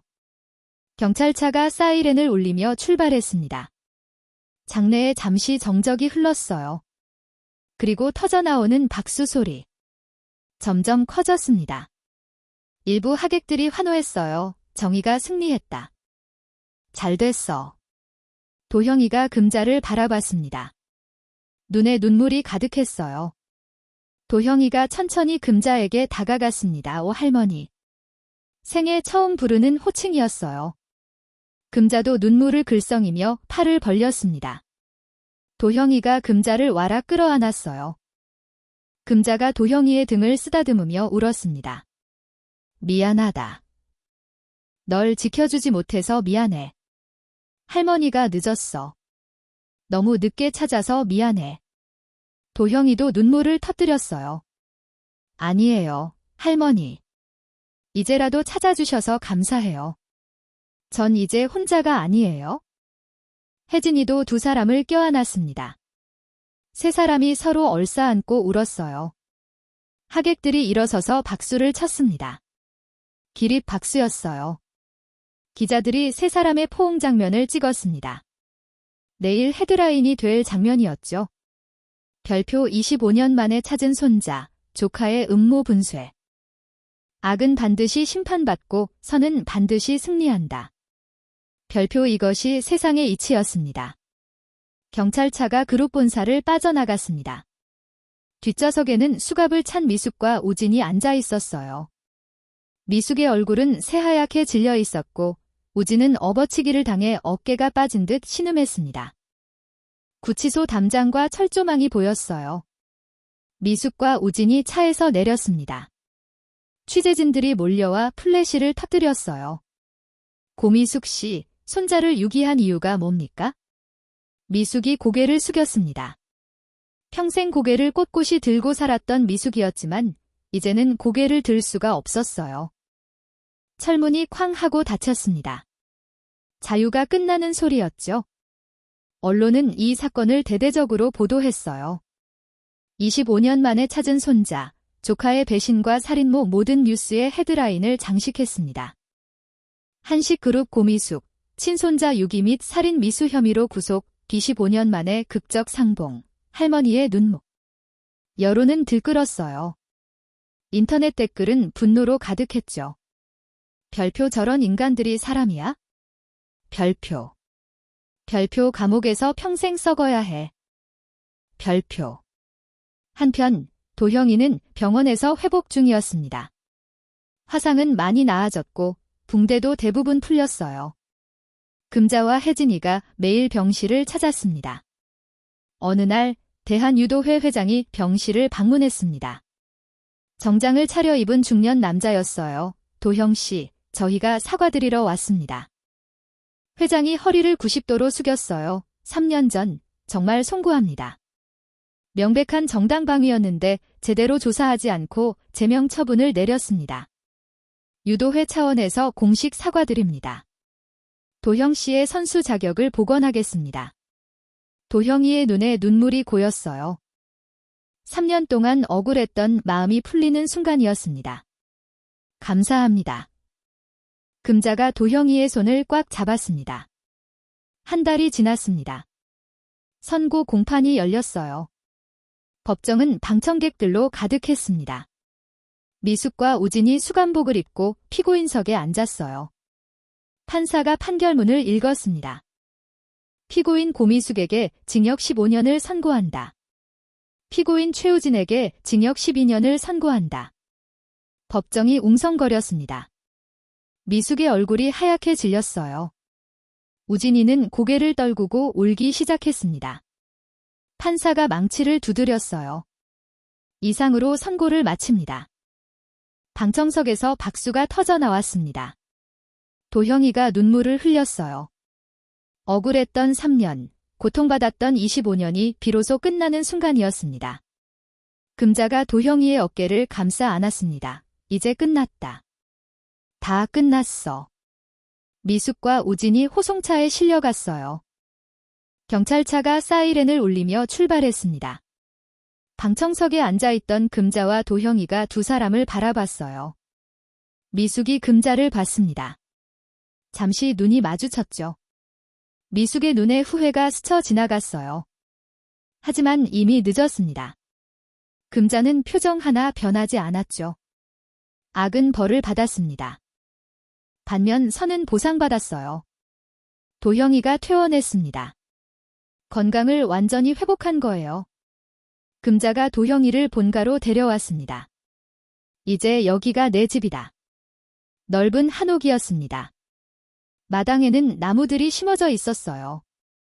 도형이가 주위를 둘러봤습니다. 꿈만 같았어요. 할머니, 제가 이런 곳에서 살아도 되는 걸까요? 금자가 도형이의 손을 잡았습니다. 당연하지. 넌 이 집의 주인이야. 내 손자니까. 도형이의 눈에 눈물이 고였어요. 25년 동안 혼자였습니다. 고아원에서 자라고 폐지를 주우며 살았어요. 하지만 이제는 달랐습니다. 가족이 생겼어요. 혜진이도 함께 본가에서 지내기로 했어요. 금자가 혜진이를 손주며느리처럼 아꼈거든요. 세 사람의 새로운 삶이 시작되고 있었습니다. 회사도 정상화됐어요. 금자가 다시 회장 자리에 앉았습니다. 하지만 도형이에게는 무리한 경영승계를 강요하지 않았어요. 도형아, 회사는 천천히 배워도 돼. 내가 하고 싶은 일을 먼저 해라. 도형이가 선택한 건 유도였습니다. 다시 도장에 나갔어요. 3년 만에 돌아온 도장이었습니다. 후배들이 환호하며 맞아줬어요. 선배님, 돌아오셨어요. 도형이가 유도복을 입었습니다. 3년 만이었어요. 가슴이 벅찼습니다. 도형이가 매트에 섰어요. 몸을 풀기 시작했습니다. 금자가 도장 밖에서 지켜보고 있었어요. 손자가 매트에서 기술을 연습하는 모습을 봤습니다. 금자의 눈에 눈물이 고였어요. 행복한 눈물이었습니다. 별표 이제 다 돌아왔구나. 내 손자가 제자리를 찾았어. 별표.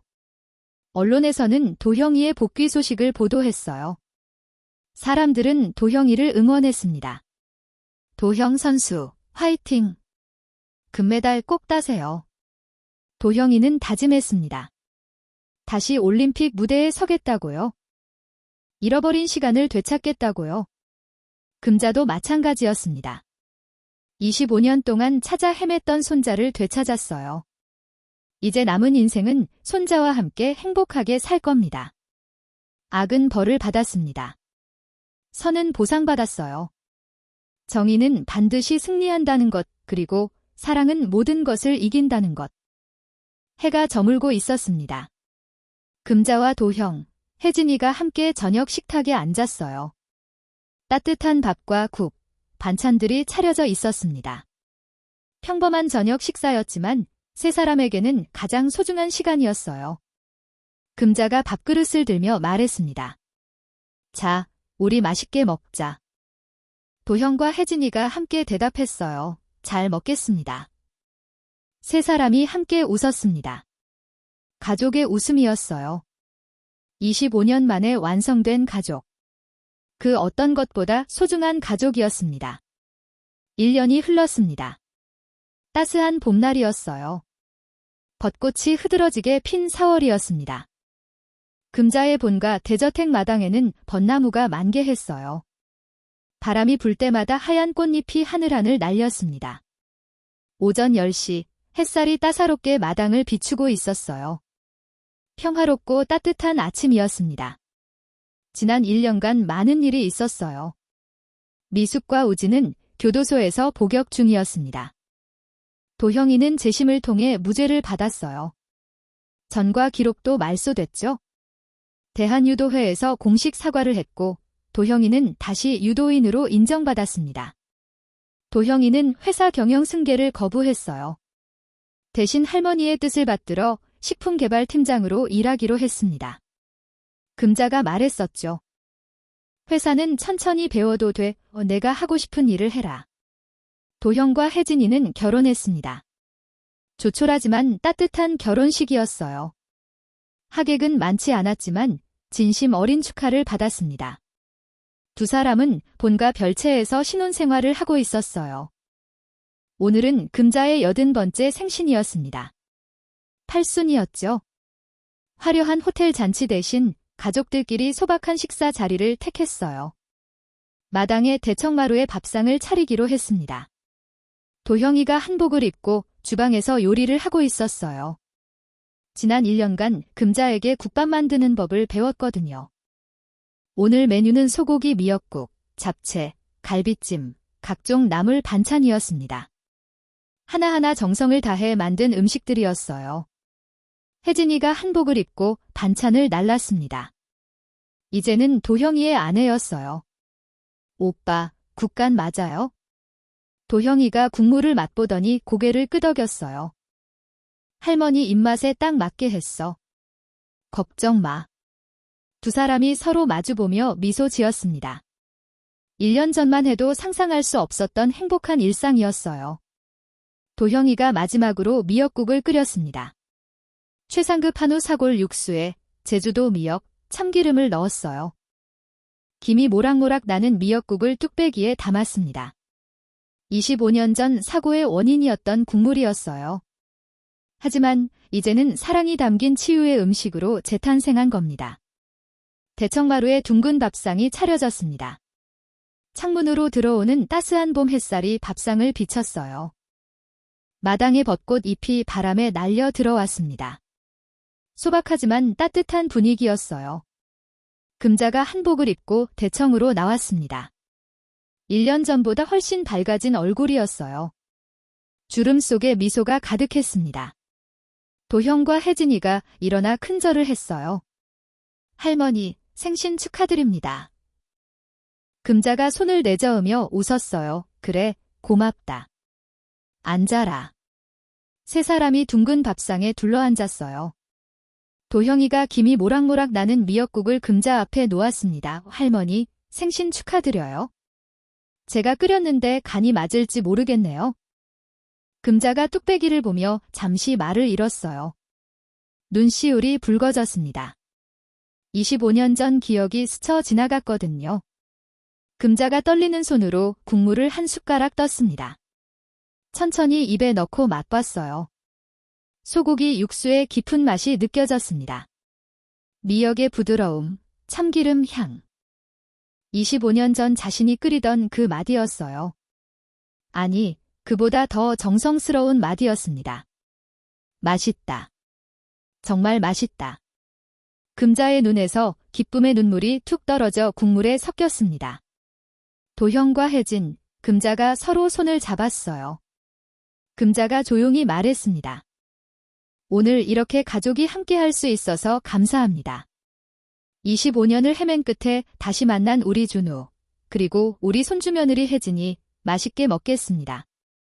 세 사람이 밥을 먹기 시작했어요. 혜진이가 말했습니다. 할머니, 이 잡채 맛있어요. 금자가 웃었어요. 그래, 이건 할머니가 만든 거야? 우리 도형이가 좋아하는 반찬이지. 도형이가 말했습니다. 할머니가 만든 게 제일 맛있어요. 세 사람이 함께 웃었습니다. 따뜻하고 평범한 대화. 함께 밥 먹는 이 순간이 바로 행복이었어요. 식사 중에 도형이가 국을 먹다가 소매를 걷어 올렸습니다.